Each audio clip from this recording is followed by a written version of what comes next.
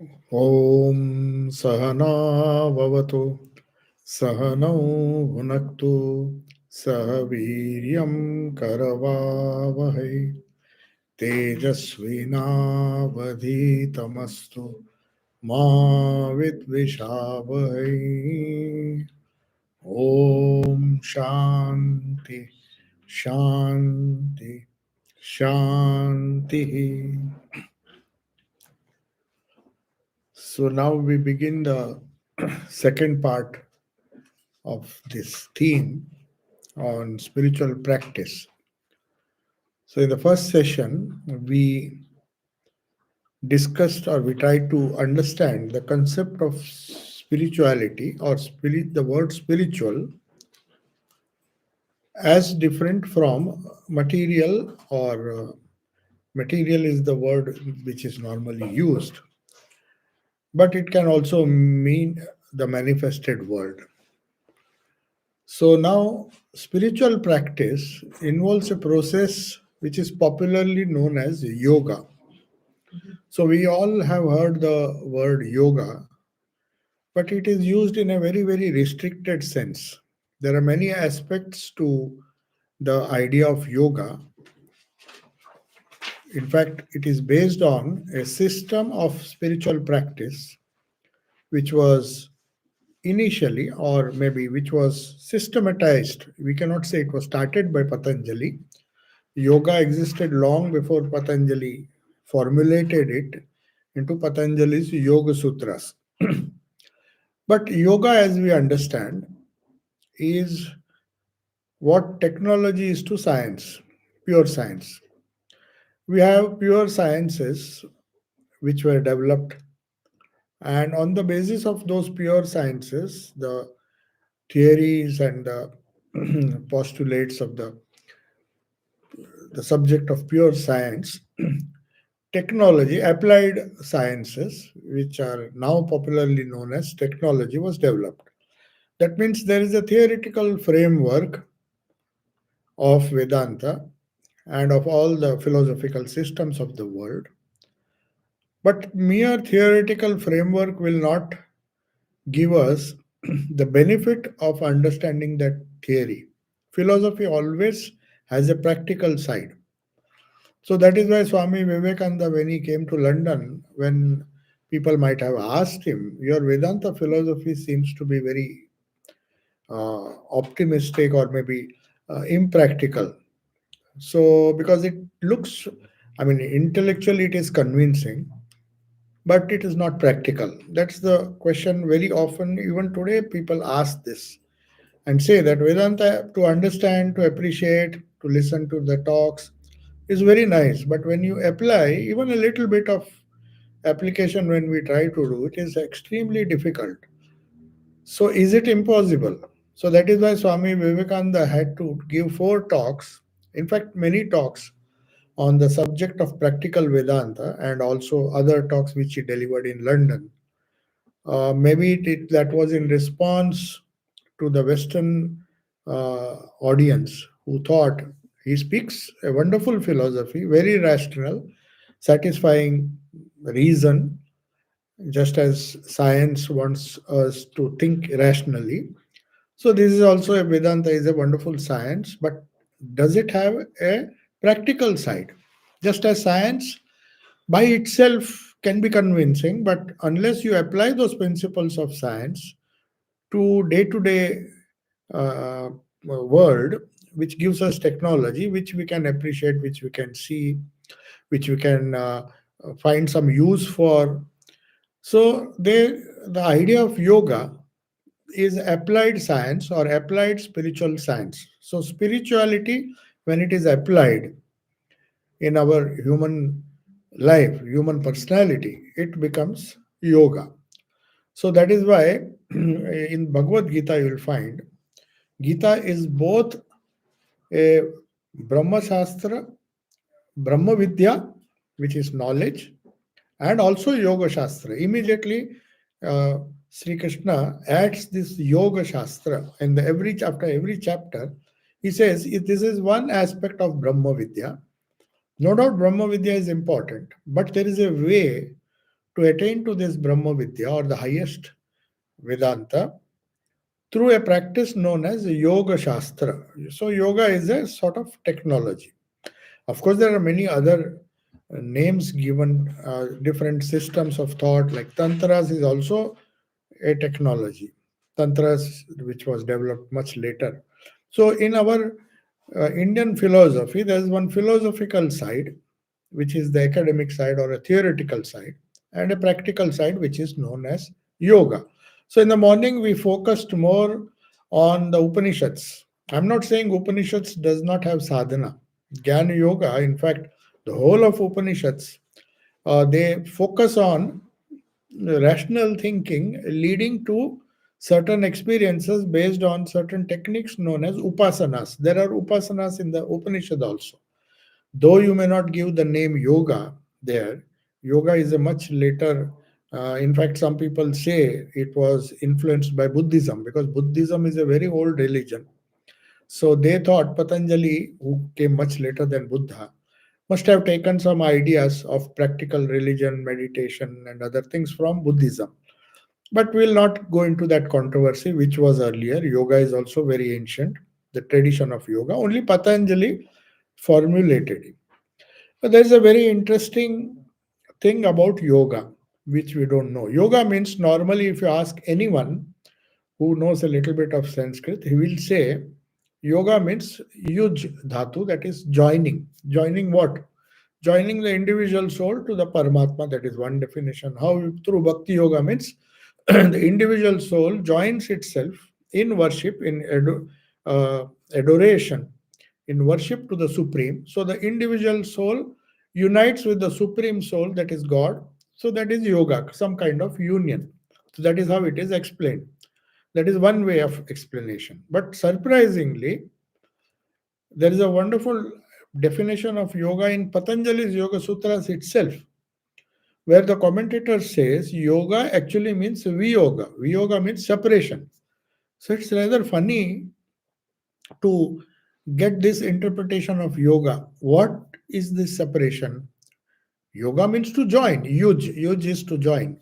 Popularly, we know yoga as something with which we join the individual soul to the supreme soul. Whatever be the concept of supreme soul, whatever the concept of jivatma, it's a union between the two which gives rise to the realization, or the highest realization is yoga. But why does he say viyoga? For that, you have to understand a little bit of the philosophy on which yoga is based. Normally, Patanjali's yoga and the Sankhya philosophy are very close philosophies. Sankhya philosophy, basically, when we talk in the morning, the whole morning we discussed about God and Mammon, spirit and matter. Matter, not just physical matter. Matter can be energy, matter can be thought waves, anything that is created and has a lifetime, or it is transitory or temporary, is comes under the purview of what is known as prakriti or nature. So anything created will be destroyed, it will be maintained for some time, it will be destroyed. They come under the domain of change. Changeless can be only one thing, that is Purusha. That is the basic Sankhya philosophy. Very simple. It's a dualistic philosophy where they say there is an unchanging spirit, that is Purusha, the knower. And in Bhagavad Gita, it is known like Kshetra and Kshetragna. Kshetra means the field. Kshetragna means one who knows the field, one who is observer of the field. It's very simple. In science also, there is a reality outside and there is an observer. So when you go into deep quantum physics, they'll say observer based reality. They don't say just reality. Reality for whom? If a cat sees a universe and a human being sees a universe, they'll say different universes. What is reality for you is not the same reality for a cat. Its sense organs, its perception, everything is different. So cat sees a different world, we see a different world. So observer based reality, that is the word which is used. Nobody will say in physics, especially quantum physics, it said the observer, it becomes very important. Who observes, that will give result to the reality as the observer perceives it. So when you say observer based reality, observer perceived reality, we have in Sankhya, one is Purusha and another is Prakriti. Prakriti is Jada. Jada means inert. It has no consciousness of its own, whether it is matter, whether it is energy. It requires the Purusha, the light of consciousness behind that Jada Prakriti, to make it move, to make it appear as if it is conscious. So Prakriti is Jada, that is the basic idea. So Viyoga, yoga actually means, according to Patanjali, Viyoga, that is separation of Purusha and Prakriti. That's the whole science of spiritual practice according to yoga. That is what we are going to discuss. How now, right now, Vedanta will say Chit and Jada have got mixed up. In the Brahma Sutra Bhashya, Shankaracharya says, we get the wrong idea of reality because of ignorance, and that ignorance is because Chit, the pure consciousness, Purusha, in Sankhya terms, and Prakriti have got mixed up somehow. They call it Maya. With the strange phenomena, they get mixed up. And the spirit thinks it is matter and it cries, it weeps. Swami Vivekananda, in his famous Shunvantu Vishwe Amrutasya Putra, he says, why are you crying? You are not Prakriti. You are the master of Prakriti. You are the Purusha. You are spirits, free, eternally free spirits. But why are you crying? We are crying because we are identifying with Prakriti. So Prakriti makes us feel that we are limited when we are unlimited. Prakriti makes us feel that we are uh, temporary when we are eternal. So that curious mixture of Purusha and Prakriti, when you do Viyoga, when yoga actually means Viyoga according to Patanjali, because he says when the Purusha stops identifying with the Prakriti and they separate, Purusha stands in his own glory. That is known as the highest realization in Sankhya.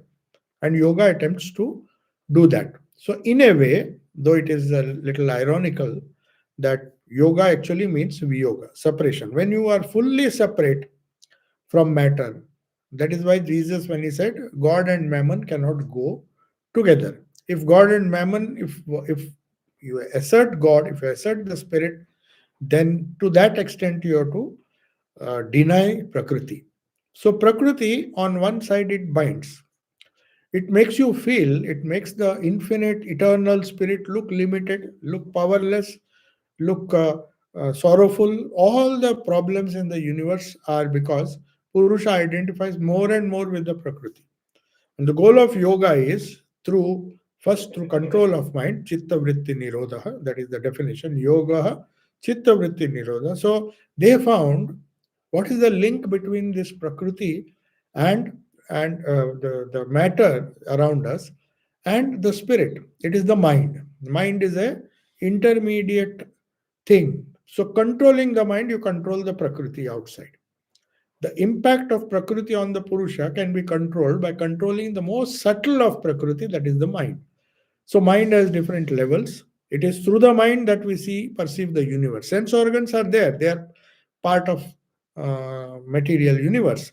Our eyes are there, but eyes will not work unless the sense organs are connected to the mind. So that is why in some philosophies, they will say mind is also a sense. So there are not only 10 senses, there is a mind which is the 11th sense. Because we need the mind, the eye may send the image, the ear may hear sounds, but to coordinate it, convey it to the soul, to the Purusha, you require you require the medium of the mind.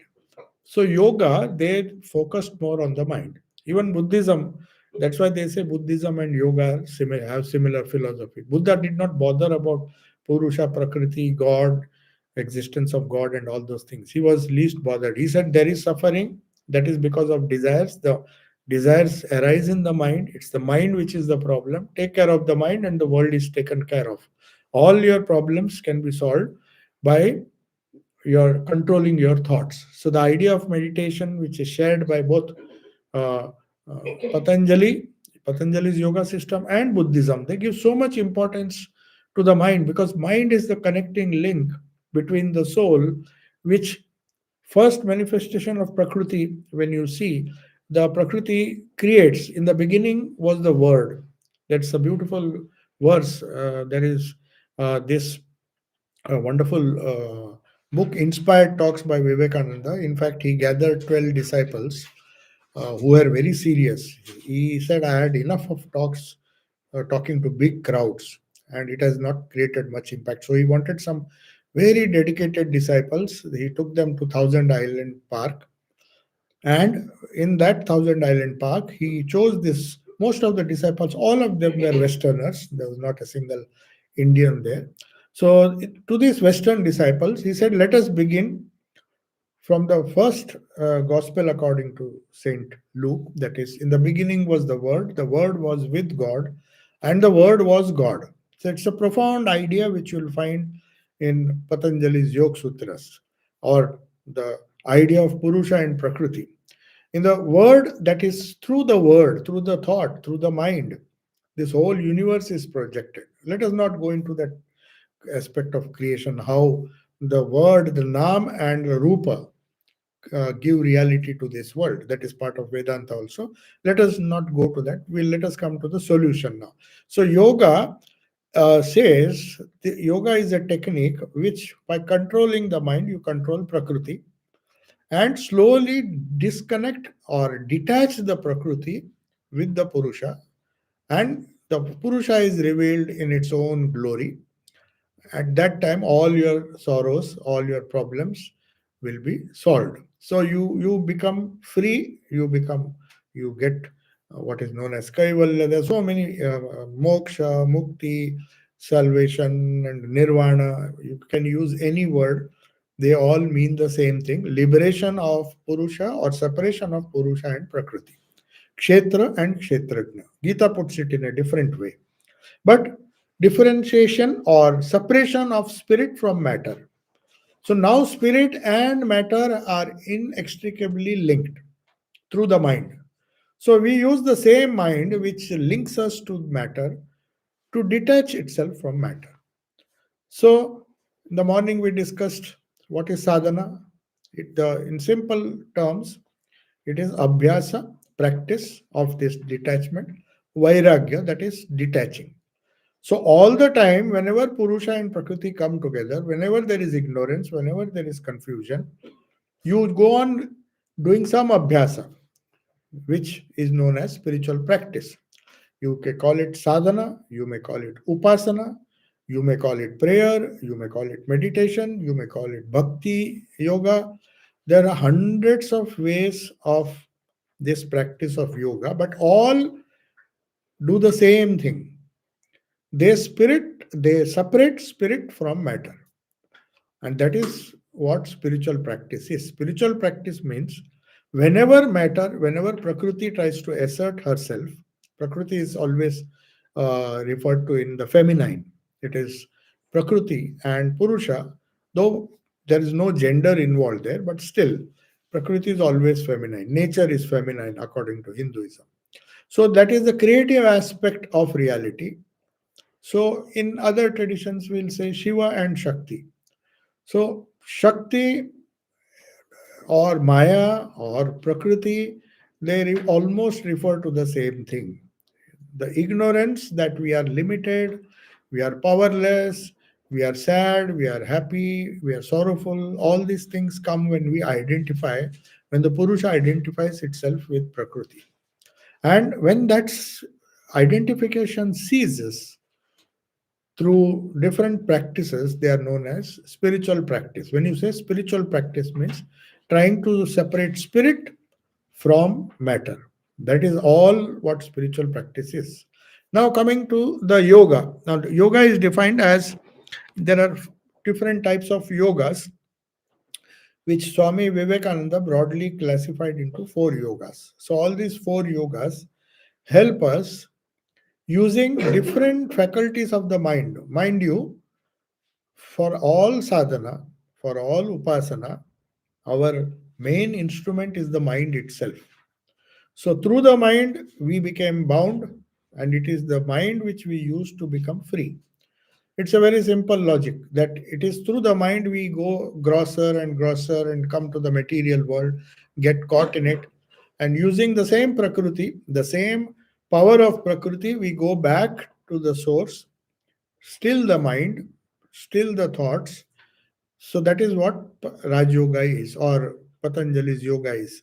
They found that when the thoughts are there, if the number of thoughts are more, we see a troubled or a very disturbed view of reality.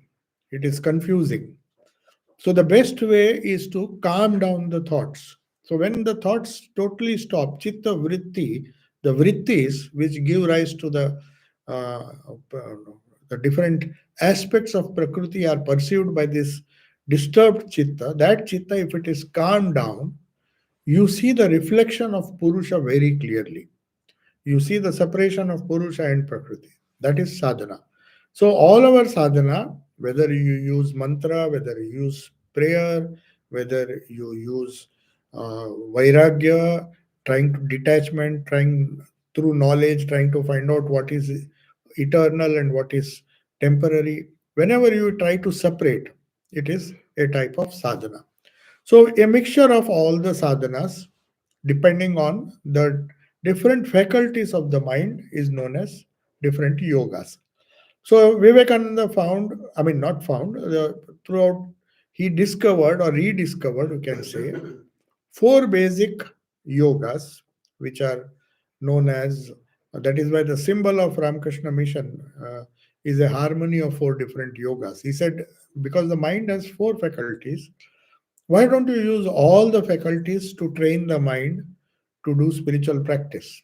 You can use one faculty and focus on that, the thinking faculty, and be a adept in Jnana Yoga. But since God has given us four faculties, every human being has those faculties. They may be strong in some, weak in some, but all the faculties, if they're equally developed, then spiritual practice becomes easy. So that process is harmony of the four yogas. Now let us see what are these four yogas in a very simple way, without going too much into technical details. We know that as Swami Vivekananda formulated it, there are four yogas which correspond to the four powers of our mind. So basically, every mind, every human being has a mind which comprises of four faculties. According to Western psychology, there are three. Which are those three? Thinking, feeling, and willing. Willing or willpower. That is known as conation. So, cognition, thinking, feeling, that is emotion, and conation or willing. So, Western psychology accepts that. We need a mind as a capacity to think, to rationalize, to analyze using thinking, a process which is known as cognition, which is very important. Then there is another faculty which may not be equally developed in all, that is feeling. Some people are men of tremendous feeling. They feel they're very emotional. Some people are very dry. They can think a lot, they're very dry, they don't have any emotion. Or they may have emotion, but they suppress it. So, emotion is a reality, is one of the aspects of the mind, which in yoga, when developed, becomes bhakti yoga. Bhakti means devotion. So, devotion is using that faculty of the mind, which is often termed as feeling, trying to refine that feeling. Now we have feelings, everybody has a feeling. He has either good feelings or bad feelings, but when it is directed towards the world, it is a mixed type of emotion we have. If we like certain things, Patanjali's yoga says, today we were talking about food. So the idea was, do we eat the things that we like the things that we eat? It's a funny question, but it is very important. Sometimes we eat what we like, but the best thing would be to like whatever we eat. So we don't have a choice. This faculty is known as Raga and Dvesha. In Patanjali's Yoga Sutra, when you do sadhana, he says the first klesha, first problem that you encounter is the strong likes and dislikes. That results in mental.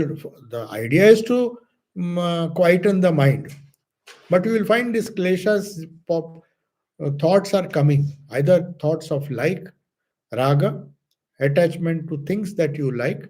That is raga. Raga means you like certain things and you're always running after it. You like sweets, you run after sweets. You dislike bitter things, so you always hate. So all the things in the world can be Patanjali has classified as, the emotions he has classified as, we call it obstructions, pain-bearing obstructions known as kleshas. So he says raga is one. So raga means we always classify anything that we encounter. Oh, I like this, I don't like this. So we have strong likes and dislikes. That is an obstacle to spiritual practice, according to Patanjali. As long as we have strong likes and dislikes, likes will be there. There will be raga towards the things that we like. There will be dvesha towards hatred towards things that we don't like. But if you want equanimity, then you have to somehow tolerate things that you don't like and somehow not run after things that you like. It looks very simple, difficult to practice. But yoga begins with that. So Patanjali says raga dvesha. Then the third problem, third klesha, which is very important, which we discussed in the morning, which is the basis from which spiritual practice is undertaken. Everyone starts practicing spirituality when the fear of death comes. So abhinivesha is a third problem. So Patanjali says the problems are only few. There are five kleshas, five. All the problems that we encounter in this prakriti, in the world, Patanjali has said they can be classified into only five. You have to solve only these five problems. You don't have to think about hundreds of problems. Problems are hundreds, but their origin are these five. One is raga, running towards things that you like, avoid it.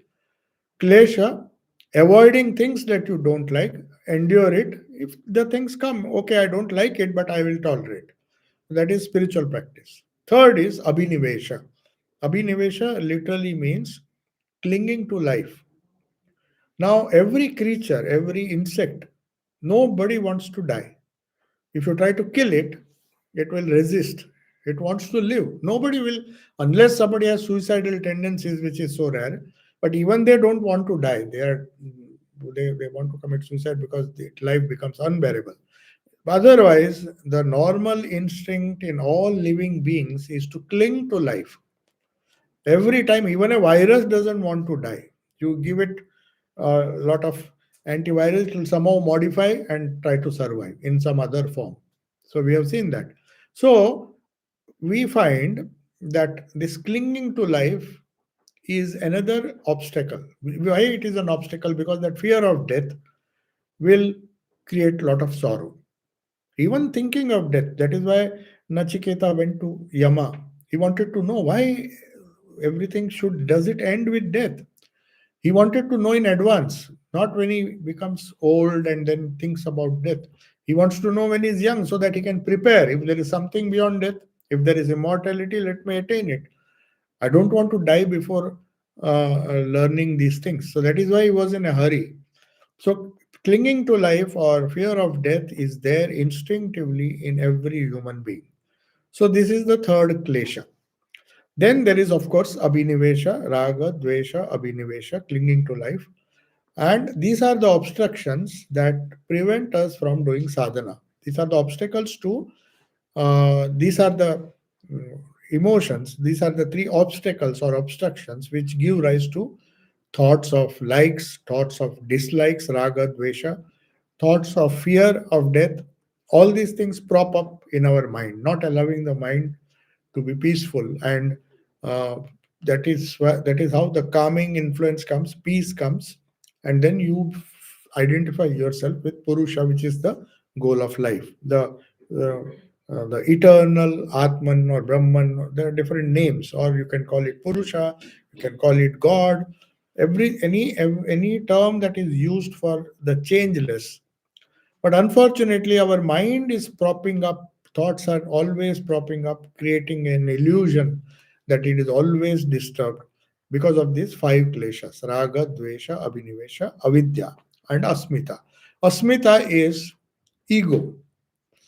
See, even if you have given up likes and dislikes and also fear of death to some extent, still the ego will very difficult to go.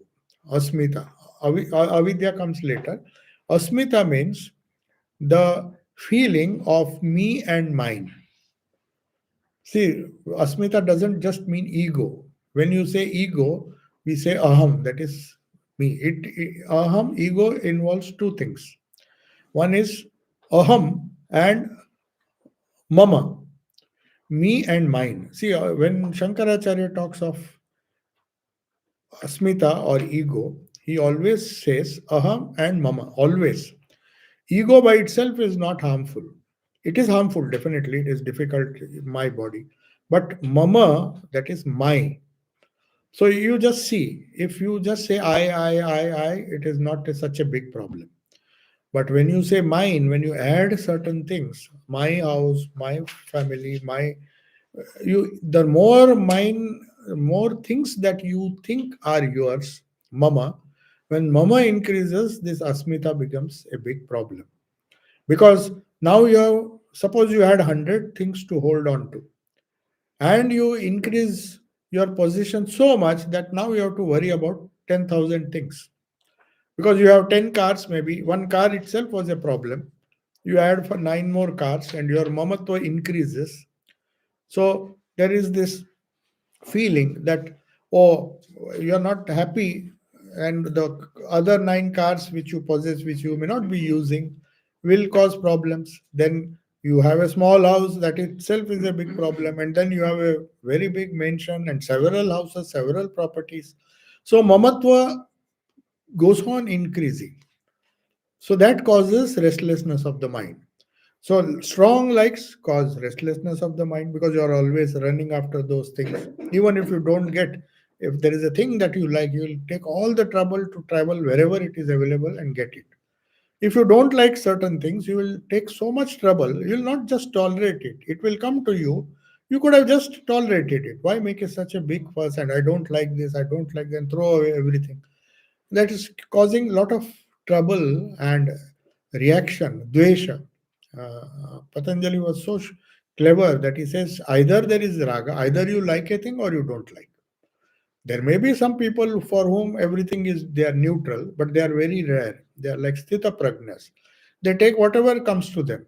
They don't ask for anything, neither they reject anything.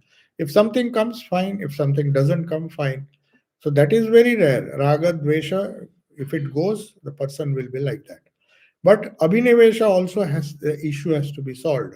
The fear of death. The fear of this temporary, that will not go so easily because clinging to life, it is because of this asmita, that ego, that I am the body. So no matter how much you tell him, Are, what will happen after you die? The body will die, you will still be there. But will we be convinced? Nobody will be convinced. We may say it is the body that dies. Philosophically, it sounds very well.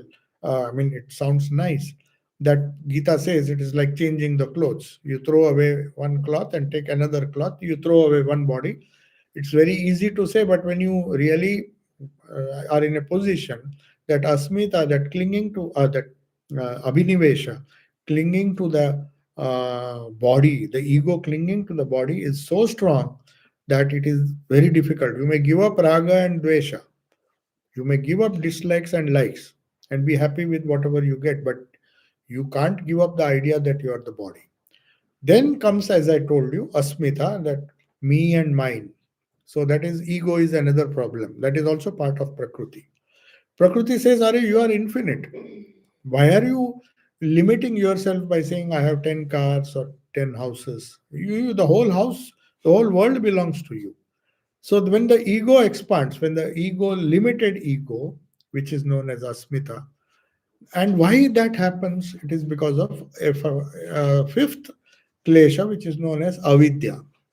So avidya, the root cause of the problem is avidya, ignorance. Ignorance that you are prakriti when you are really purusha. You are the pure consciousness, but the ignorance that you are Prakriti causes ego, causes me and mine, causes raga, causes dvesha, causes fear of death, abhinivesha. So, all the obstructions, these are the five obstructions in our spiritual life, and all our sadhana through the four yogas. We'll see how we can do it. Through the four yogas, we try to overcome these five kleshas. So this is Raj Yoga actually. This is Patanjali's yoga, which is also known as Raj Yoga. And then there are, I told you about three other yogas. So we come back to the training of the mind through yogas is what is spiritual practice is all about. If you see the Christian religions, the Semitic religions, they predominantly use Bhakti Yoga. There is a little bit of knowledge also involved. If you read the Bible, it is full of knowledge. All the sayings of the Bible, they are not just stories or parables. They are full of meaning. When the kingdom of God is within you, it is just like the Upanishads. It's full of knowledge, but only we should know how to interpret them. So, but predominantly organized Christian religion, organized Islam, and other religions, they believe, some of them believe in a personal God or Father in heaven or the Son of the Father in heaven, Son of God. So, their devotion to the Son of God through bhakti, through using emotions, emotional attachment to the Supreme Lord, God, through the Son or through the prophets, through the Ishta, which we do in Hinduism, we use the faculty of emotion, which is one part of the mind. Mind has, as I told you, four types of powers. One is the power of thinking, rational thinking, which is there in all religions, but predominantly in Vedanta, you use reasoning a lot. Even in Patanjali's yoga, in Buddhism, it is all reasoning. You go on reasoning, reasoning, calming down the mind, trying to find out what is the problem. So it is full of jnana, that is known as jnana yoga, the path of yoga of knowledge. So that is one faculty of the mind which we are using, a rational faculty, cognition. We use emotion and develop what is known as bhakti yoga. So through emotions, through emotional control or directing the emotions to God, we get a second path of spiritual practice. Now, what about the third? The third is known as willpower. Now, what has will got to do? God has given us the mind has a willpower. Willpower is something which that enables you to carry out the ideas into action. See, if you have hundreds of ideas, but they don't have any sort of manifestation in action, these ideas will remain in the brain. They will be frozen in the brain. They will not be used in our daily life. So that's why Hindus or Indian tradition, they say there is a yoga known as karma yoga. Since we are acting all the time, even a person who is sitting is breathing, that is also action. But there are actions, the spirit of service. All these actions also can be converted into yoga. That is known as karma yoga. How? Using the wonderful ideas of Jnana Yoga, using the wonderful feeling of Bhakti Yoga, put them into action and try to worship that God through your willpower of the mind. How? Do something good with the spirit of God in man. That is what Sri Ramakrishna and Vivekananda said. This is the new religion because he knew human beings in the modern world will be immensely active. Right from childhood, the child is told you have to be active, you have to do this, you have to do that. So that willpower is getting developed, but it is directionless. If the will goes towards the wrong direction, it can create an evil person. But if that will is controlled and used as a yoga, then it becomes karma yoga. So either as a worshipful offering. So in the Christian tradition, when they do any service to any human being, they are supposed to do it in the name of Christ, in the name of serving Christ. And in Hinduism, Sri Ramakrishna said, don't serve man as man. Try to serve that man as God himself.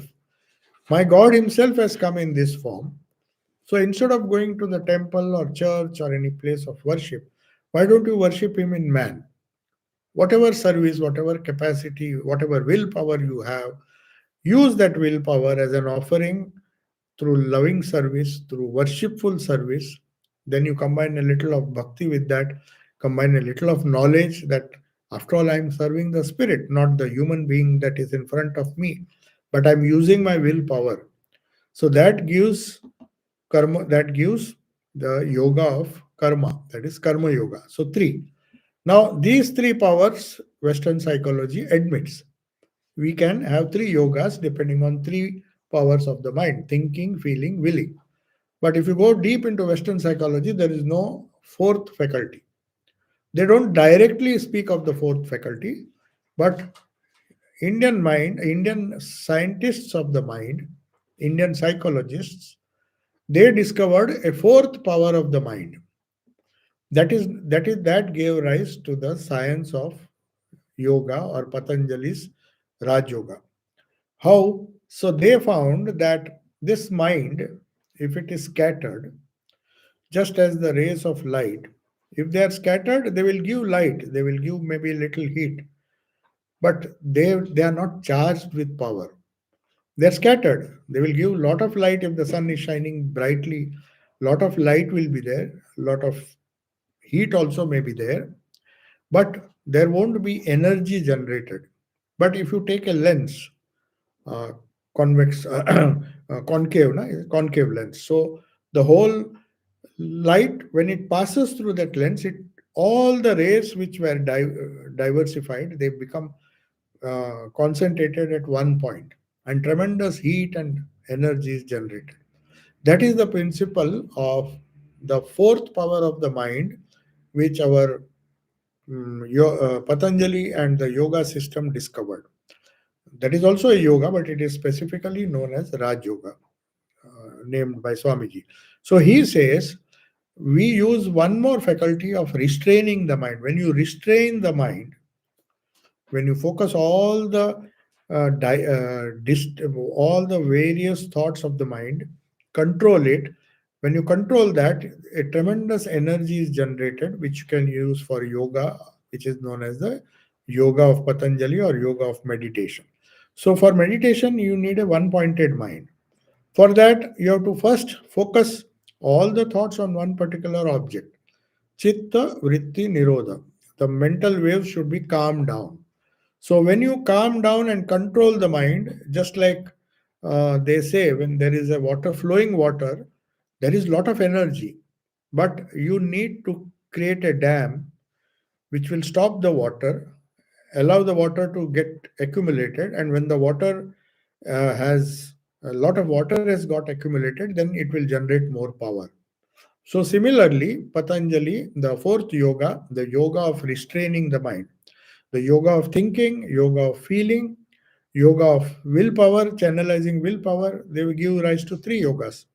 Whereas the fourth yoga is the yoga of restraining the mind. So Buddhism, and to a very large extent, the Patanjali's yoga system is based on this generation of power, or a yoga that is a result of restraining the mind. So this is the fourth faculty. So all the four yogas practiced together train our mind. We call it spiritual practice, call it spiritual discipline. In Sanskrit, it is known as upasana, worship, or we can call it sadhana. In Vedanta, it is known as sadhana. Sadhana means a discipline.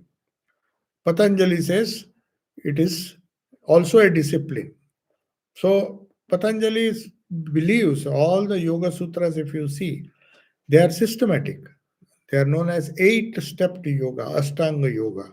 Each one helps to attain the next one, the higher one. So we start with yama and niyama, restraining all our behavior, restraining our actions. Then the energy is generated. Then you use it, yama, niyama, then asana.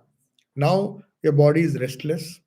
Its energy is scattered in 100 directions, so you don't get time or the energy to control the mind. So it says practice asana, means practice steadiness. With a restless body, Swami Vivekananda says you cannot practice meditation. So first asana is required after yama and niyama, after you are uh, do after you have done some nice training, some disciplined life. If you lead, only when you lead the five yamas and five niyamas, they are very important because they teach you to discipline your life. With that disciplined life, asana is the third step. We just can't start asana. Yama and niyama, a good behavior, good moral behavior, good discipline in life, everything done according to in an ethical way, that will give rise to asana. Asana means steadiness in sthiram sukham asanam. That posture in which you are steady and you are happy. You are not, I mean, a disturbed posture is not conducive for controlling the mind. So, first asana, then comes pranayama, which a question was asked. Can we practice breathing? Can we focus our awareness on breathing? Buddhists do that, but they do it after a lot of ethical practices. They have to lead a moral life, then pranayama comes, then pranayama becomes useful. So they practice pranayama, that is practicing watching the breathing or doing different breathing exercises, because after you control the body through yama, niyama, and asana, now you have to control the forces that run the body. There are five pranas. So all these pranas have to be balanced in the human body. Otherwise, it goes out of balance. Even if your mind is good, it will disturb the body, it will disturb the mind also. Prana can disturb both because it is sandwiched between body on one side, Sthula Sharira, and the mind on the other side. So, any disturbance in the energy levels of prana, it will not only disturb the body, it will give rise to diseases, it will also give rise to uh, some kind of mental agitation and all the worries, anxieties, and all that is because of sometimes it may not have a external cause, it is purely internal. That's why they call psychosomatic diseases. All diseases that is because of you eat randomly, you eat whatever you get. You're not uh, particular. That is why in the Gita you'll find as part of sadhana, what is sattvic food, what is rajasic food, what is tamasic food. So food, though we eat whatever we get, but there is a science behind that, because directly it will not affect the mind, it will disturb the prana, because prana depends a lot on the body and the food that we provide. So if the body and prana is agitated, the mind is agitated. So anxiety and all those things, they are more related to the prana. So pranayama is necessary. It is not just breathing, mind you. Breathing is one prana. There is digestion, there is uh, the other four, udana, samana, the assimilation of the, that is also one four. So all the five prana should be balanced. But since breathing is the easiest prana that we can control, we can't control our digestion, we can't control our assimilation, we can't control our nervous energy. It is not so easy. We can control ultimately, but the easiest way is to control the breathing. It is very gross. Everybody knows how to control the breath. So you start with prana and control the other pranas, four pranas. Then you come to the pratyahara. In yoga, there is a nice word, pratyahara, means what we discussed in the morning, in trying to internalize, trying to uh, focus on something within. For that, what do you have to do? Close the senses. Avruta chakshu, amrutatvam icchan. We said in the morning. But it is easier said than done. That is why after pranayama, you have to do asana, we have to do pratyahara. Before you come to meditation and concentration, even before that, you have to create a situation where your mind is able to meditate. That step people miss. They want to do dhyana, which is meditation. They want to do some. They want to concentrate their mind, sit, close their eyes. It doesn't happen. So pratyahara means, ahara means that which is going towards the food. Food doesn't mean just the food that we eat. What we see is also food. What we hear is also food. So pratyahara means trying to restrain the senses from going outward. So if you close your eyes, at least one sense is not exposed. You are not seeing anything. At least that will help you to focus on the spirit within.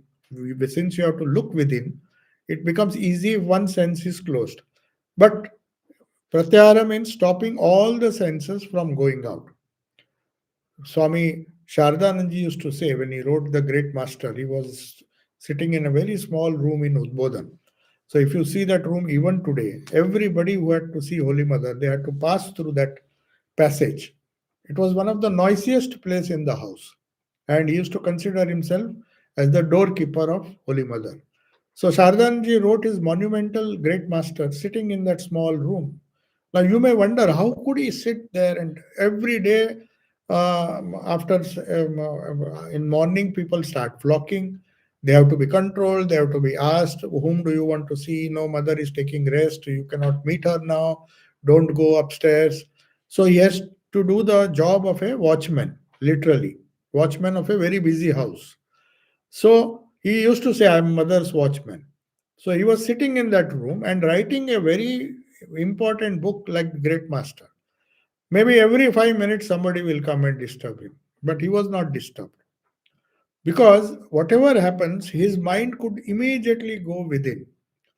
Though it was distracted now and then by stupid people or some irritating people coming and trying to divert his attention, doing some foolish things.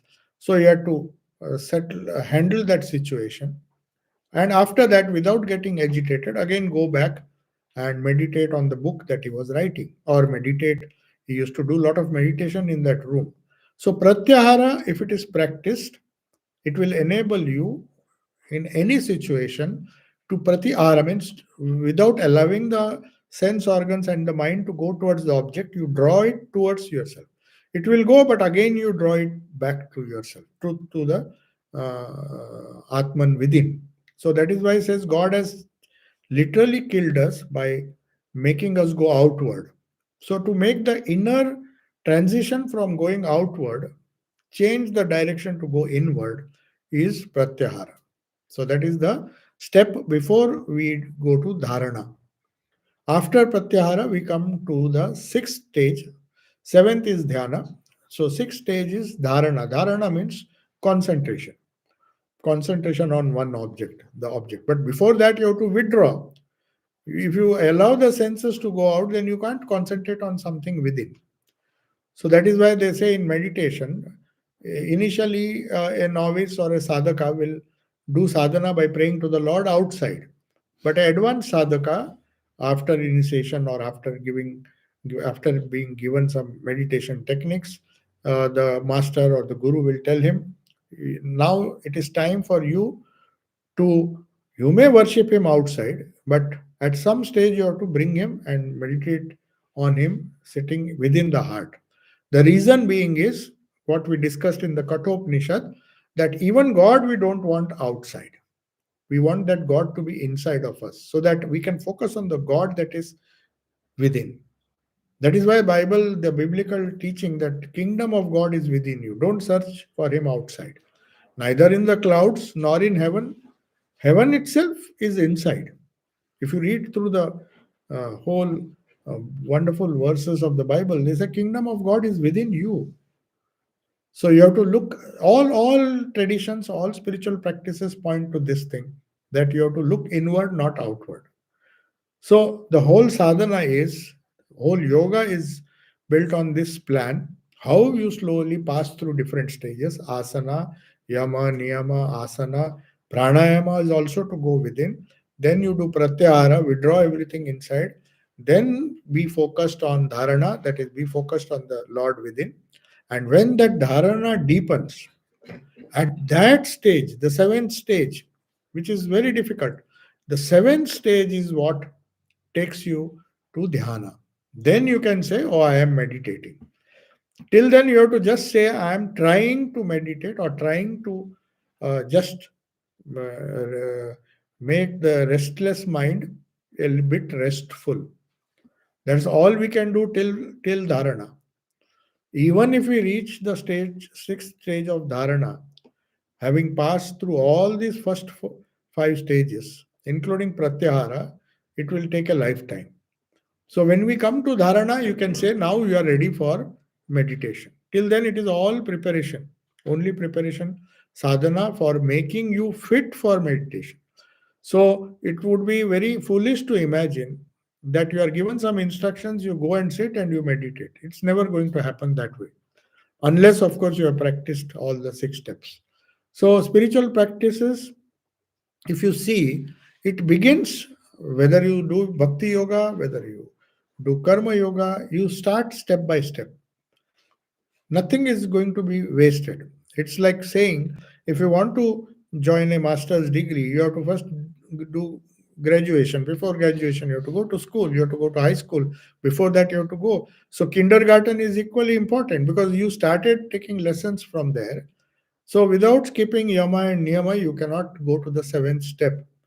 So, you have to be patient. We have to practice raga, dvesha, likes and dislikes. These are all apparently these are uh, disciplines which are part of spiritual practice, but we think, unfortunately, that spiritual practice means meditation.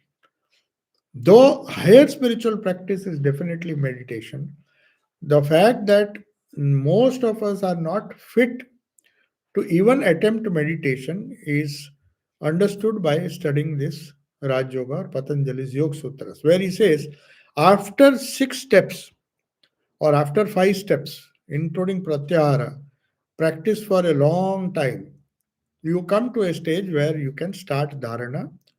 After being established in dharana or concentration, you will reach a state which is known as dhyana.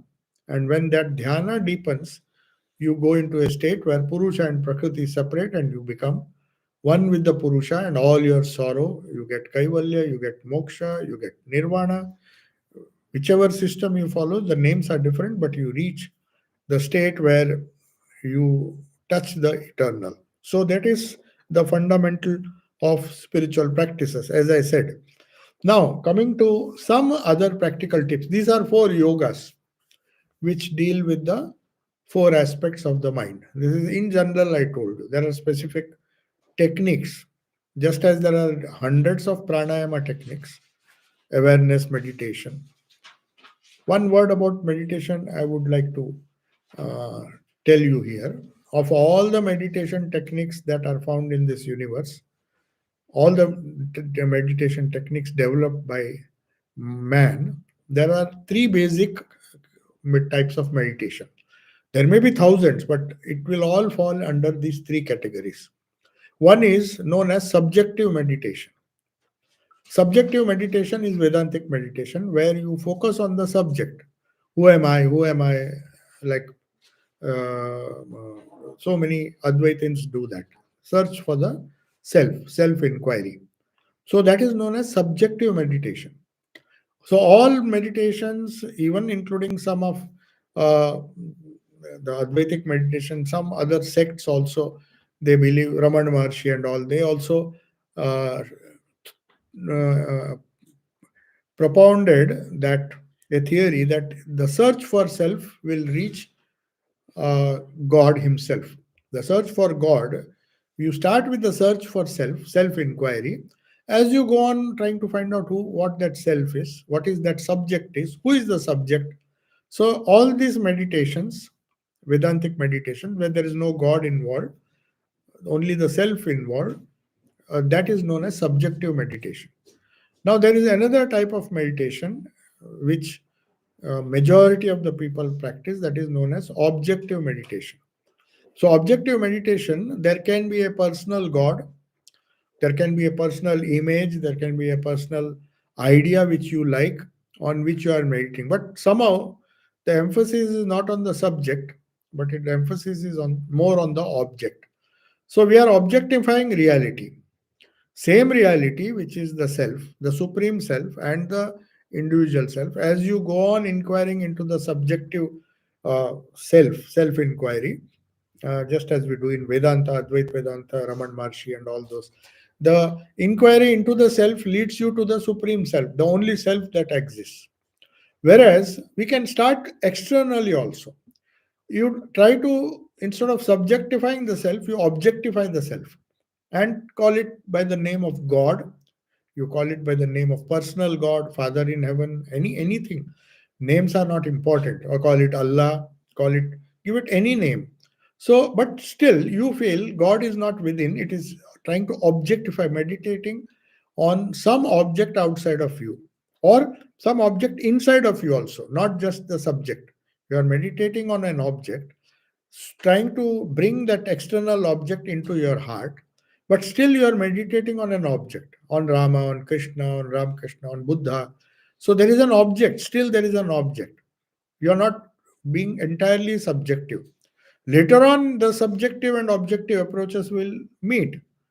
The realization will be the same. Whether you approach a personal God, it will ultimately lead to the same realization. But the meditation techniques are different.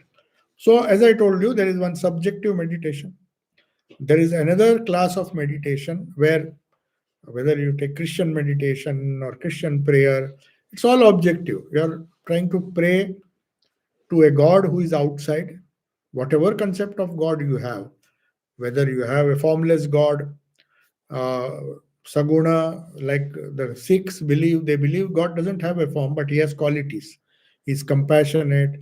So that is also objective. You're objectifying a concept of God that your scripture tells you, your particular scripture tells you, and you focus on that and pray to that and be devoted to that, think of that reality, and that gives a kind of objective meditation. But there is another meditation which is what Buddhism introduced. Buddha introduced. Not all Buddhists follow that, but most of the sects of Buddhism, they follow a technique which is neither subjective nor objective.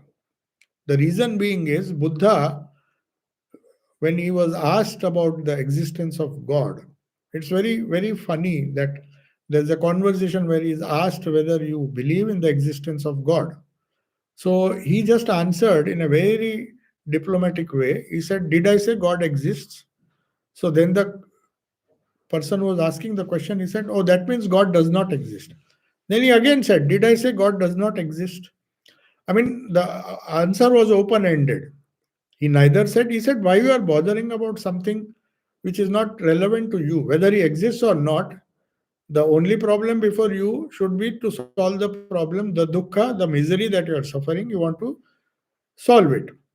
If an arrow has hit you, you don't run after the hunter who shot the arrow. First, you remove the arrow, otherwise, you will die."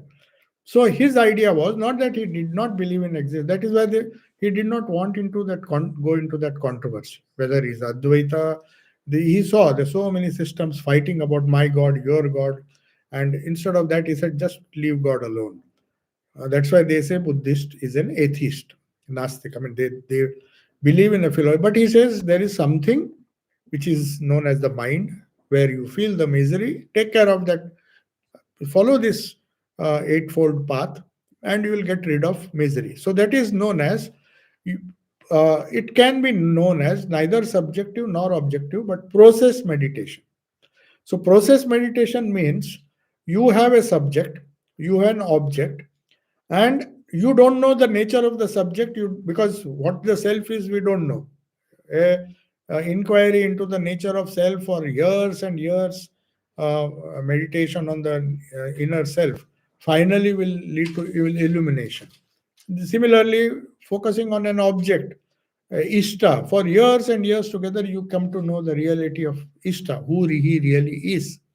We start with a preliminary worship or preliminary meditation, which leads to higher and higher forms of meditation. Whereas Buddha's meditation says, whether you know, we do not know what the subject is, we do not know what the object is, what is the nature of the object, and don't quarrel or don't bother about finding that. Don't be too philosophical.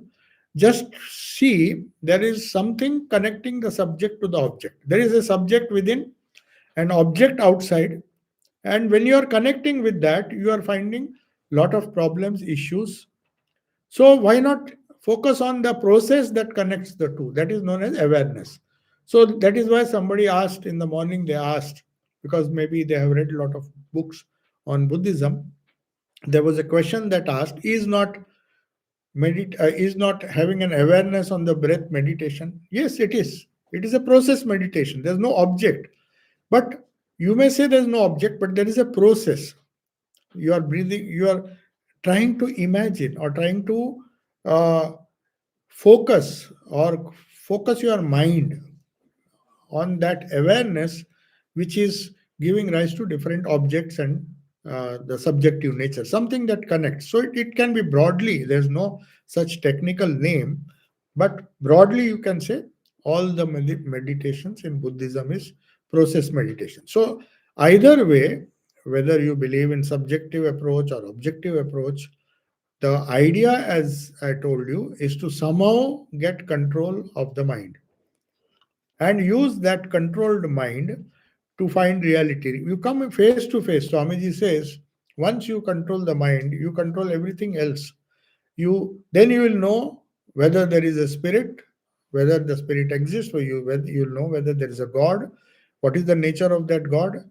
You will come to know through direct experience the truth. And the only way, he says, is through meditation. Because intellectually recognizing certain concepts, conceptualizing, as long as it is there, it is not going to help. It will give you what a rough idea of what religion is, what spirituality is. But when we actually practice these four yogas, as we discussed in detail, using each one of our mental faculties, and when we focus all those things and practice spirituality, I mean, do spiritual practice, trying to find out the spirit, trying to separate the spirit, viyoga, as I said, yoga means viyoga, separating the Purusha from Prakriti, then spirit alone remains. That is how spiritual practice helps us to realize our true spiritual nature. So that is how uh, all our spiritual practices, as I said, we practice and one small thing, there is time. Okay. Maybe 2 3 minutes. Huh? 2 3 minutes. Okay. So, one of the important techniques, I just wanted to conclude with this meditation, maybe uh, one science of sadhana which was developed in India was the mantra shastra, using sound. Sound is something which we use day and night. Our talks, we hurt people's feelings, we make somebody happy. The power of words. Sri Ramakrishna Swami Vivekananda once mentioned, we don't understand the power of words. That is why Jesus said, in the beginning was the word was with God, and the word was God. So you remember, it is the Nama, the word, the supreme sound symbol, Om, and all the supreme the sound that we use as words in our day-to-day language, the power of those words in giving rise to spiritual realization was discovered by these people known as mantra shastris. So the idea of mantra which has come, there is idea of bija also, there are so many things, let us not go into the detail. It's a separate science where the power of sound, repeated sound. We have repeated prayer, but we have something known as japa, the prayer of the power of repeating a thing that helps us to attain to bhakti yoga, to karma yoga. Of course, we are doing that, but it gives rise to Raj Yoga. Control of mind can be made very easy. Patanjali's method of controlling the mind is one way. Even there is this idea of repetition of the holy name. That is one of the techniques. But in Tantras, that is the main technique. The Tantra Mantra Shastris, they say it is just by the power of repeating the mantra you can reach that state of meditation. That is why Holy Mother also said, Srima Sharda Devi, Japat Siddhi. So Japa can give you Brahma Jnana directly. Means you can pass through all the stages of Vedanta, all the stages of yoga, just by repetition of a sacred word, which is known as Mantra Shastra. That is a big science. Let us not discuss. If there are some questions, you can ask questions. There's time for questions. Yeah. So I'll conclude with this, and that is what the spiritual practice is all about. Now, which spiritual practice we should follow? That for that you need some kind of guidance. In our tradition, that is why we have the tradition of gurus. At least we fix one particular sadhana which we can use as the main sadhana, but at the same time you can use some other techniques which are helpful. But sooner or later, people have to stick to one particular sadhana. That repetition and practice makes that sadhana fruitful. That's the idea.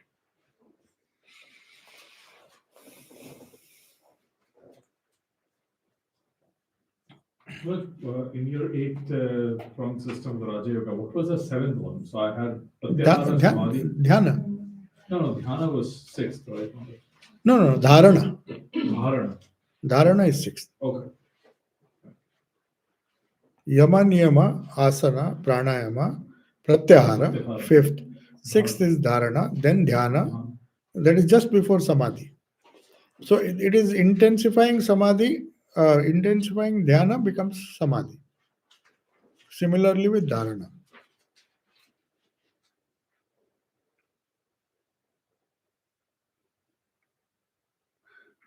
Could I ask then the first three or four Yama, Naya, Niyama. Asana, they're all ethnic, sorry, Uh, ethical, moral. No, only first two. Only first two. Third one is asana is just a physical exercise. Physical.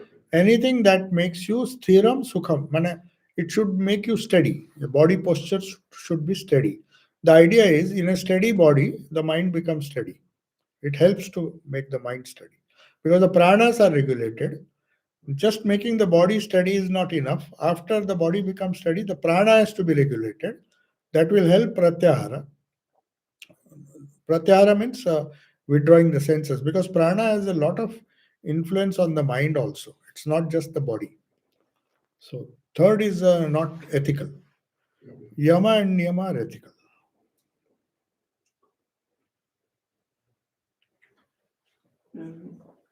Swami,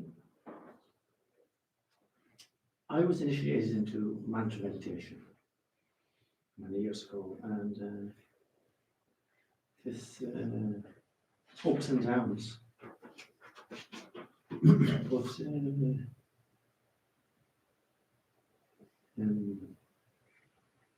one time I had samadhi. And One time. yeah, no. What were you initiated into? Mantra meditation. Mantra meditation. Okay. According to which tradition? It was the school of philosophy. I don't know. Advaita Vedanta. I mean. Advaita Vedanta. Irish school. Yes. Sunrise. Where Irish School of Philosophy. is it? Irish School of Philosophy. Irish. Irish School of Philosophy. UK, they do a retreat and Sarvasthanandaji comes. Oh, The School okay. of Philosophy, the same thing where they've got a Okay. practice. So they give mantra also. Yes. They call it Saraswati. This thing, I think. What mantra they give, I don't know. So they give. Okay. Anyway, some mantra that was given to you, and the one who gave the mantra must have given you some idea what it will lead to. Yes. By the grace of God, on one occasion I have reached samadhi. Samadhi. Samadhi, yes. One occasion. Yeah. That maybe 7 or 8 Maybe years it ago. depends on what the tradition means. There are so many varieties of Yes. samadhi. So Patanjali samadhi is very difficult to attain. Swami Vivekananda has a poem on samadhi. Hmm. I understand the poem. He? He wrote a poem on samadhi. Poem. Vivekananda. Yeah. Of course. I He understand the poem. start upon. I understand the poem. Swami Vivekananda has written a poem on Samadhi. Oh, poem on I samadhi. understand it. Yeah. So I also understand what this man, young boy, what's his name? Nachiketa. Keita, he wanted to know the answer. Well, I thought at the time this was going to be every day from now, but it was only one time. So, but at least I know there's no death. Yeah, if you are happy, satisfied I with know- that, I know there is no death. Actually, at you the are very time- much convinced. At the time, That's I the- thought I died, but it was just awareness, pure awareness. Absolutely. You feel it all the time, or at that time? Just one time. Just once. Now what is the state? I mean, you've forgotten that? State is sometimes it's good, sometimes it's bad, sometimes. Because you see, if it is samadhi, the memory of that samadhi will remain eternally. Yes, yes. You can't say, I had samadhi and now I lost it. But I haven't got back to that. No. Getting back is, there's no question of getting. Once you have samadhi, I mean, the real samadhi, Yes. maybe, as I said, there are various stages of samadhi. I don't know in your tradition what samadhi means. But once you have the highest samadhi, like Yes. what? It is very difficult, as you read, if you read the great master, he says, normal human being will not come back to life. That is nirvikalpa samadhi. The body will not last. Only avatars or great spiritual giants, they can voluntarily come down from samadhi. Otherwise, if I had samadhi, I wouldn't be here. I mean, I would be simply merged into. And yeah, that is. No, I'm not. I'm talking what our tradition says. The nirvikalpa samadhi, which Totapuri, if you read the great master, even Sri Ramakrishna had. So Totapuri was his Advaita guru. So he himself said he was surprised to see how he could quickly go into samadhi. So that's a very, very rare occurrence. But normally, for all human beings like us, once you reach samadhi, Sri Ramakrishna himself has said, and all the acharyas have said, that you normally don't return to the normal plane. Because samadhi is so difficult to attain. Dharana, dhyana, you can still, dhyana is also a very, very high state. If you read Patanjali's yoga, there he will say, as compared to dharana, what dhyana is. There's a whole chapter on dhyana, where Swami Vivekananda also explains, and there are many commentaries also. So, seeing that state of dhyana, we shudder to think how difficult even dhyana is. And leave alone samadhi, because samadhi, once you go, it's a point of no return. You don't I return. got afraid. You got afraid. I got afraid. I stopped Mhm. because I thought I was dying. Okay, you're dying, huh? I That's thought I was dying. yeah. That's why once a person reach samadhi, Thakur used to say, the salt doll went to measure the depths of the sea, Mm. and it never came back to tell how deep it is. The salt doll will melt into the sea. That is what happens. So now we have to, yes. But, sorry. But isn't it just for Nirvikalpa Samadhi? Like there are different stages. So the lower ones. Lower ones, yeah, that depends on the school in which you can even there are several schools which speak of a very, very low state of samadhi. There are different levels of samadhi, so we don't know. You have to refer to the techniques of that school. They will never agree with each other. They have different sahaja samadhi. You can hear samadhi has become such a common word now. They'll say in 7 days you can get samadhi. So good luck to them if they have 7 day samadhi course. They promise you 7 day samadhi. That is also a level of samadhi. You can call anything samadhi. Maybe some deep sleep, induced deep sleep also can be a samadhi.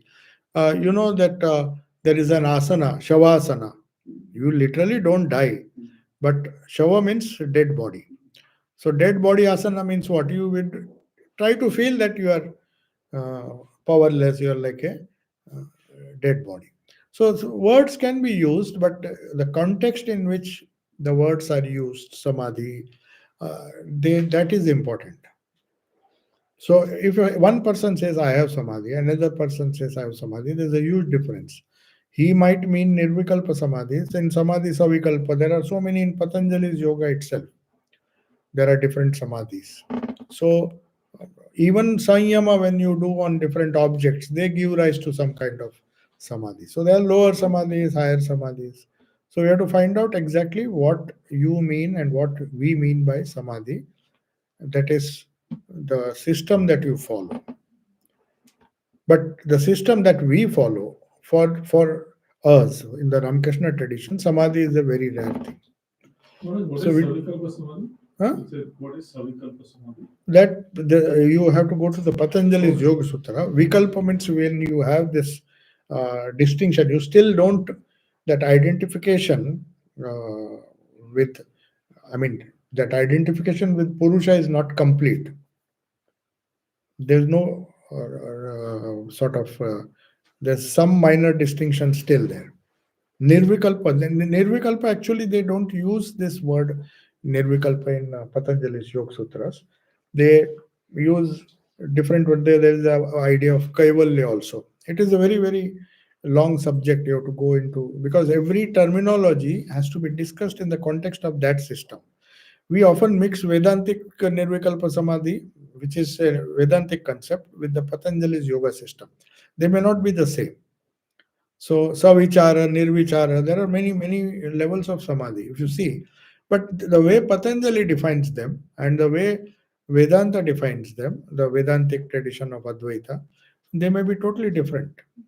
So Manoj, is it a case that just conversation, nothing as such? So there is a dhyana, you reach a level. Yeah, and then- dhyana is a approach, I mean, more practical for us Yes. to reach the state of dhyana. Right. If you allow me. So the Patanjali defines 12 seconds. Of dhyana. If you can concentrate on one object and there will be single thought, no other thought. For 12 seconds, then you attain dhyana. You can come on only 12 seconds we can concentrate. In general, that's what we think, but Patanjali says no. And 12 into 12, 144. seconds. 144 seconds, if you can have a single thought, or rather, pratyaya is same, the object of the meditation will be same, the vrittis will be, different vrittis. Different vrittis, one vritti goes, it rises and again subsides, and it rises and subsides. That's what we mean, eka vritti. So one vritti for 144 seconds, then you have attained Savikalpa Samadhi. So Savikalpa Samadhi, Savikalpa, means you have got Vikalpa. Still Vikalpa you have is a one Vikalpa. single thought. So in Nirvikalpa, that single thought, whatever in the Savikalpa is there, that also has been suppressed. Then Purusha Prakriti, Purusha and Prakriti Get separate. Yeah. separate. Kalpa based, No, carrying on from what you said just now, for anybody who is going through the whole eightfold step of going towards meditation and samadhi there, if they are actually following that, they will not know whether that is 12 seconds or 144 seconds. So how do you know? Because they are not going to keep account on that. No need to know that. When 12 seconds, then for example, You have to stay. someone asks, okay, I'm meditating and I think I have attained a meditative state. If someone asks, then the Patanjali has given answer. Yes, to know oneself, whether I have attained, see, we all say that, oh, I am practicing meditation. Actually, we'll be practicing dharana, not dhyana. Dharana is, we are trying to fix our mind on one object. And it keep going, world tour it will be making and we'll be bringing it back. That's what we are doing dharana actually. So then we say, though we say that we are doing dhyana and all. Then if someone asks, oh, what do you mean by that? And how do I know that? Or how do you know that you are doing dhyana? So Patanjali has given the blue litmus test, the yardstick, what can be considered as termed as dhyana. As Swami said again, dhyana has got different interpretations and the different schools also. So in the Vedanta, they don't speak of Savikalpa Samadhi. They only speak of Nirvikalpa Samadhi. In Patanjali Yoga Sutra, Savikalpa, Nirvikalpa is there, and in Savikalpa again, Savichara and Nirvichara. Savichara and Nirvichara is there, and in Savichara again there are 4 subdivisions. Savitarka, Nirvitarka, Sananda, Sasmita, and Savichara, Nirvichara. So in the Savitarka itself, there are few multiple divisions. So in this context then, how do we describe or define what we call as Jivan Mukta? Oh, that is, Jivan Mukta is a Vedantic concept again. Here they may say it is Kaivalya or something like that.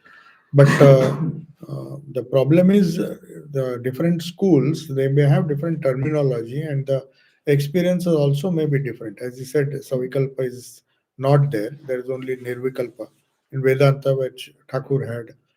When the object was also, the mother used to come up again and again. So Tutapuri said, no, even that is an obstruction. So you have to cut with the sword of knowledge. So that he went to Nirvikalpa Samadhi. But that Samadhi, they say after reaching that, a normal human being will not, there's no reason why he should come back. So the body will last for, according to observation, 23 days or something. So that is Vedanta. But here it is, I mean, it all depends on how you define and what you want to attain. So Jivan Mukti is, of course, you don't, how you compare it with the Nirvikalpa Samadhi, it is difficult to tell.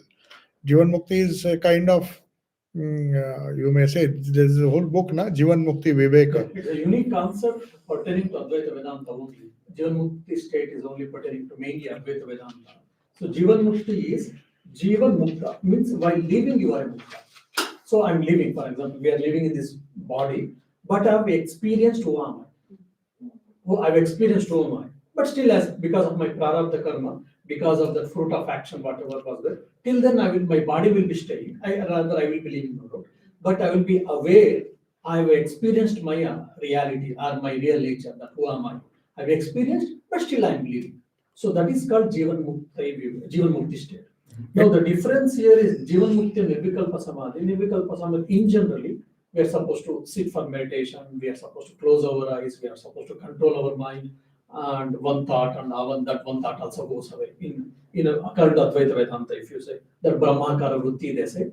So there I will experience that, and there is no individuality there actually. Where in the Nirvikalpa Samadhi, it's a meditative state. Now in Jivan Mukti state, I've experienced who am I, but at the same time I've experienced, and that knowledge is there. Then one side of the mind. Other side, I keep on talking. People keep on talking. They can walk, they can work. However, they were working before attaining that state. Still, they will be with the open eyes. They will be working, or they will be continuing their activities. So how is there no knowledge that they've known that real life? Like for example, it is a simple straightforward if you want me to give. Now you have visited a ring of Kerry. How do you know that? If you ask, I have visited ring of Kerry, and then you can explain ring of Kerry somewhat in your own way. So similarly, when you say that, how do I know that I know? So the moment you experience your reality, you will be very clear about it. Who am I? There will be no confusion. So the knowledge will be translated into experience. Now, if I ask you, who are you or who am I? You'll be able to give a lecture probably 1 hour, 2 hours, because you have studied, you have attended satsangs, you have read, and etc. But it is a knowledge at right now. When the knowledge put into practice, or when the knowledge is a part of experience, most of you know. Right, Swamiji, like when the goal of this life, this body and mind is self-realization, and once you have attained the goal, like Jivan Mukti, like you say, you know who you are. So what's the point in keeping the body like then? Yes. So the scriptures say that. So our fruits of action has been based on the time of fructification. It has been divided into 3 parts. One is sanchita karma. Like for example, you are working, and every month you are getting salary. So around 20,000 euros, it is in your bank account, in your account. That is called sanchita. So now you wanted to go to India, so you withdrew some 2,000 euros. So that is called prarabdha karma. Next you will be working and you are getting a salary in the next month or in the forthcoming days. That is called agami.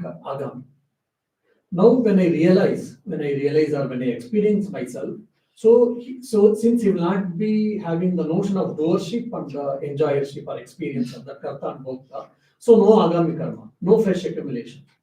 And whatever has been deposited, that also gets destroyed. That is sanchita karma. But prarabdha karma, which you have been withdrawn, that amount, so that is called prarabdha karma, which was meant for this life.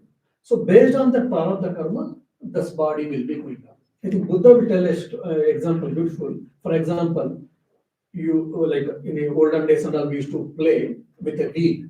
You turn the wheel. Okay, with that, when you put some force in the momentum, it will be running. Afterwards, you stop turning the wheel. Because of the earlier force or whatever, it will have its momentum. For a few more moments or few more seconds, it turns. Then afterwards, you have stopped it. Either turning or you're putting pressure or putting energy, but still it is turning. Why? Because of the earlier momentum. So that's what they said. I give the example of chariot also. You break the chariot, but one wheel goes on rolling. The whole chariot will collapse. The other functions, but some functions. But for avtaras, there is another idea that they deliberately retain the ego of knowledge. Like Shankaracharya retained the ego of knowledge. He wanted to teach. So he was obviously a Jivan Mukta. But at the same time, they have this, they retain their ego, semblance of an ego, for doing their work. Once that work is over, they'll just disappear. So that can be voluntary also. Yes. Yeah. Swami, my apologies. Mhm. Thank you very much for clearing that up. I was confusing samadhi with a jiva mukta. With Confusion. Samadhi with? Samadhi with Jivan Mukti. Oh, Jivan Mukti, okay. Because when I was in this deep meditation, I could experience my reality and everyone's reality. Which is the same thing. But I was calling it samadhi because it was such a wonderful experience. So there's one question here. Shall I answer? Yes, Swami. The question is, it is online. How do we know that our practice is taking us closest to reach within ourselves?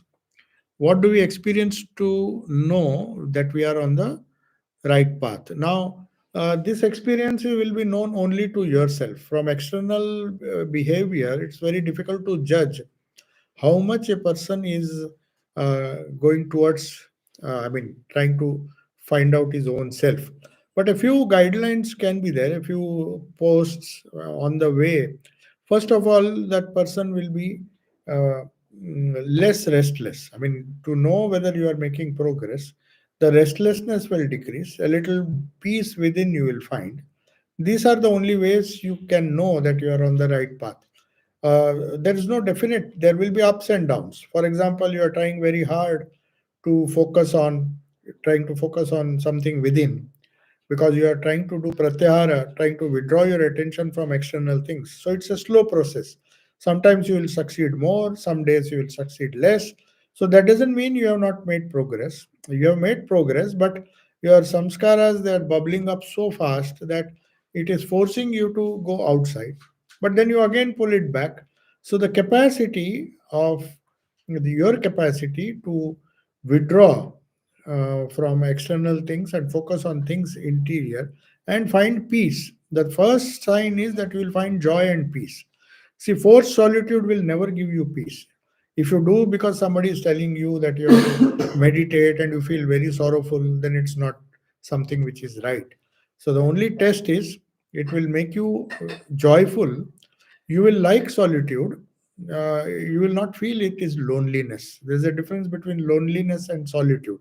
You can force yourself to be lonely and feel lonely and get disturbed because of that.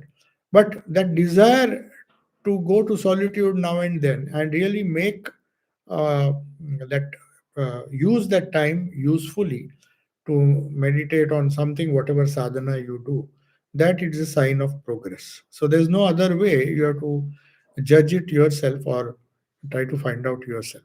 The external person can't, seeing your body language and all, it will be difficult to judge. One has to judge oneself. There's one more question. Yeah. There's one more question only. Where? What is the best way to serve spirit other than bhakti? Okay. So, spirit. Hmm.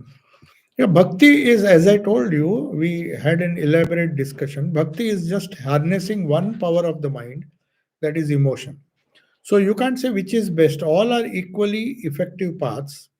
So other than bhakti, bhakti can be easy for most of the people, because all people are not rational. They don't have the same capacity to rationalize, because that requires a specific skill. But more or less, all people, whether they are educated or not, or whether they are rational or not, they have the idea of feeling, which is built in the human mind.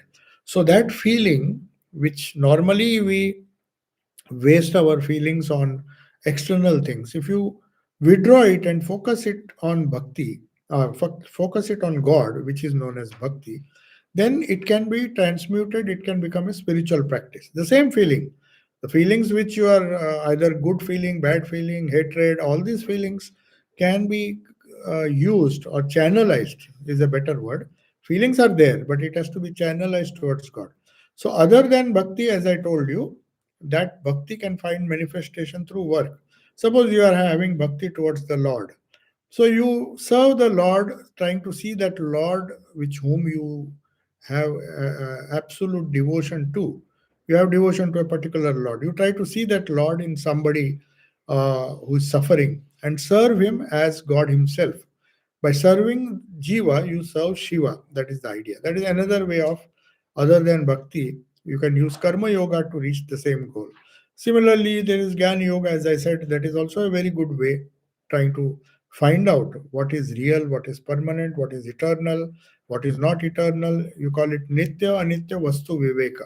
Try to find out. Let me not run after, waste my time going after non-eternal things. Let me focus on eternal truth, eternal values, or eternal truth, which is as a result of Jnana Yoga. So you can follow Jnana Yoga. That is another way. And as I said, the one of the most scientific ways is Raj Yoga, where just by controlling the mind, repetition of mantra, prayers, or any technique which calms down the mind, that is also a very effective and fast way of uh, reaching truth. So there are many ways. Dear devotees, this ends up our Monday retreat. Thank you, Maharaj, for this wonderful talks. Thank you, devotees, for attending the retreat. I hope you are carrying some message and understanding so that you'll be able to